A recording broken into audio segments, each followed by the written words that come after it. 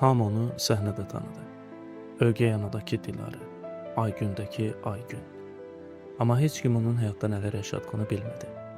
Arzusu əlindən alınan, xəyanətlə üzləşən, amma buna baxmayaraq səssizcə yoluna davam edən bir qadın. Bu, Nəcibə Məlikovanın hekayəsidir.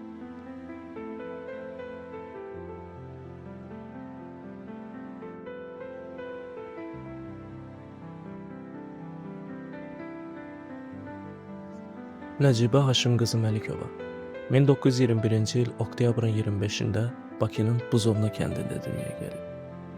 Ailənin ən kiçik övladı idi. Atası Haşim bəy Saqib dövrünün tanınmış tacirlərindən olmaqla yanaşı şeir yazırdı. Onun şeirləri müxtəlif almanaqlarda dərc olunmuş, kitab halında çap edilmişdi. Anası Xoşsema xanım isə komsomol fəallarından idi.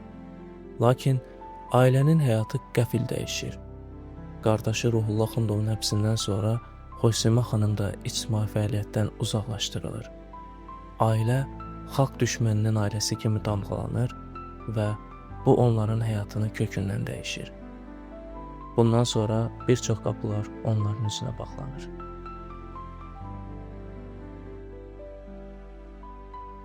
Nəcibə xanımın uşaqlıqdan ən böyük arzusu həkim olmaq idi. Məktəb bitirib tibb institutuna daxil olmaq istəyirdi. Amma xalq düşməninin qohumu damğası buna imkan vermədi. Arzusu gerçəkləşmədi. Buna baxmayaraq atasının ziyalılığı və sənətə bağlılığı onun həyat yolunu itirməsinə imkan vermədi. Ailədə sənətə meyl güclü idi. Böyük bacısı Nurriyə Məlikova Şərqin ilk peşəkar rəqqasələrindən biri idi. O, Üzeyir Hacıbəyovun ansamblında çıxış edir, müxtəlif ölkələrdə Azərbaycanı təmsil edirdi. Nəcibə xanım isə aktrisalığı bir seçimdən çox məcburiyyət kimi qəbul edir. Məktəb bitirdikdən sonra sənədlərini teatr institutuna verir və Fatma Qədrin əsəbinə qəbul olunur. Təhsilini başa vurduqdan sonra Gəncə teatrına işləməyə gedir. Burada yaratdığı obrazlar qısa zamanda diqqət çəkir. Xüsusilə Yaşar tamaşasında canlandırdığı Yaqut obrazı onun üçün böyük uğur olur. Gəncədə işlədiyi dövrdə Nüsrəddin adlı imkanlı bir kişi ilə tanış olur. O, ailəli olub ayrılmışdı və bir oğlu vardı. Nəcibə xanım ona bağlanır və evlilik təklifini qəbul edir. Bu evlilikdən onların Saqib adlı oğlu dünyaya gəlir. Eyni zamanda o, Bakıda təhsilini davam etdirir.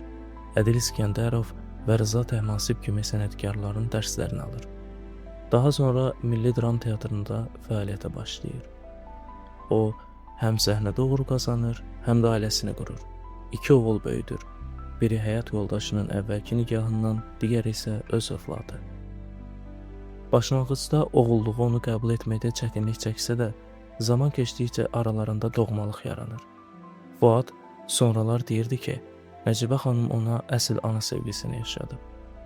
Lakin ailə daxilində problemlər də az olmur.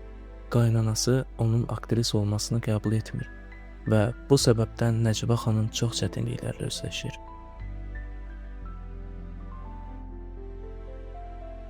Nəcibə Məlikova xaraktercə prinsipial qadın idi. Bir rejissor ona rol qarşılığında nalayiq təklif etdikdə o tərəddüd etmədən buna sərt reaksiya verir. Ancaq şəxsi həyatında eyni möhkəmliyi qorumaq asan olmur. Həyat yoldaşı qadınlara olan marağından əl çəkmir. Nəcibə xanım isə bu vəziyyəti belə ifadə edirdi. O, heç kimin arxasınca düşmür, onun arxasınca düşürlər. Nəhayət, bir gün Nüsrəddin başqa bir qadınla evləndiyini bildirir.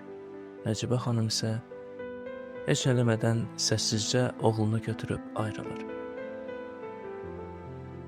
Çox keçmir ki, Nüsrəddin cəmi 30 yaşında faciəvi şəkildə dünyasını dəyişir.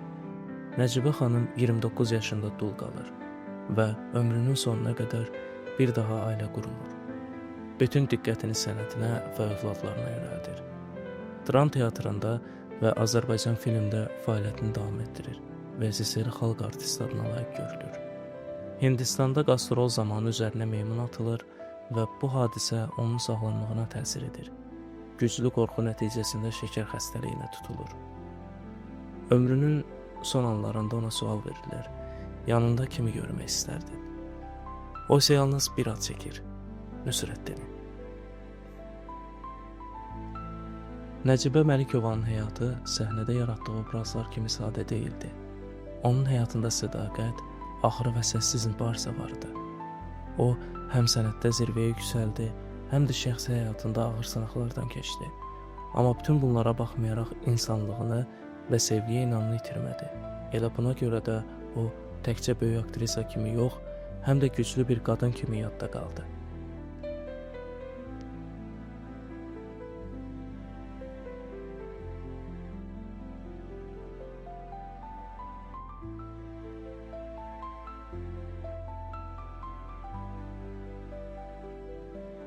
Çadramı sallam başıma, üz gözümü bezerem. Çadramı sallam başıma, üz gözümü bezerem. Gedip sene kız aktarıp her tarafı gezerim. Gedip sene kız aktarıp her tarafı gezerim.